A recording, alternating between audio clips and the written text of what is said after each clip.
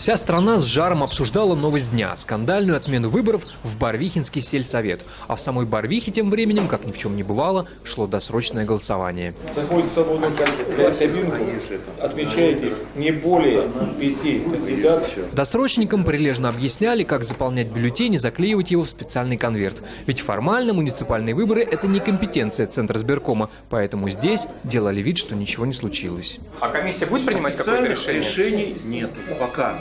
То есть мы не знаем, пока у нас все хорошо. И, конечно, никто не предупреждал голосующих, что их бюллетени, скорее всего, пойдут не в избирательную, а в мусорную урну, согласно рекомендации Центрзбиркома. Почему все-таки было принято решение отменить эти выборы барвихинские? Потому что они этого заслужили. Глава ЦИК Элла Памфилова говорит, что другого решения принять просто не могла. И долго ждать официального решения Барвихи не придется. Если они сегодня не отменят, эта поселковая комиссия, то завтра с утра областная комиссия обязана исполнить уже безусловно.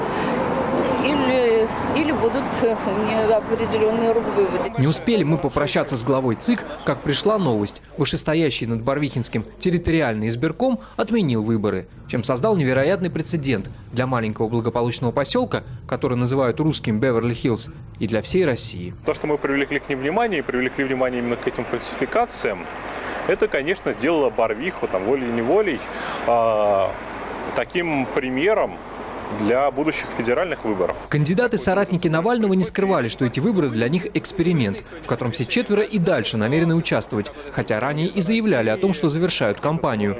Как говорит кандидат Албуров, они просто давили на Памфилову, которая, по их мнению, бездействовала и называла их неграмотными мальчиками. Выборы в воскресенье. И если вы не примете конкретные меры прямо сейчас... Знаете, я прекрасно знаю свои обязанности. Отлично. А ведь они наперебой рассказывали главе ЦИК о грубых нарушениях. Например, о массовом подвозе избирателей к участкам со всеми подробностями, адресами прописки и номерами машин, на которых досрочников везли из соседнего поселка. Вот тот самый дом, Рождественный 10А.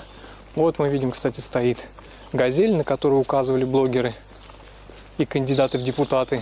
Вот она. Попасть внутрь дома нам не удалось. Двери закрыты, звонков нет, а жильцы немногословны. А вы просто жильцы? Да. А это как гостиница, что-то такое, да? Что Да, я это даже не знаю. А вы голосовали уже? Нет. Нет? Но по утверждению соратников Навального, этот дом принадлежит единороссам Елене и Екатерине Ждановым, которых на месте не оказалось, и которым пообещал передать нашу просьбу о встрече еще один кандидат в депутаты, чье лицо смотрело на нас со всех окружающих заборов и стен. Я свяжусь с хозяйкой и скажу о том, что вы приходили, покажу ваше удостоверение, да, чтобы вопросов никаких не было.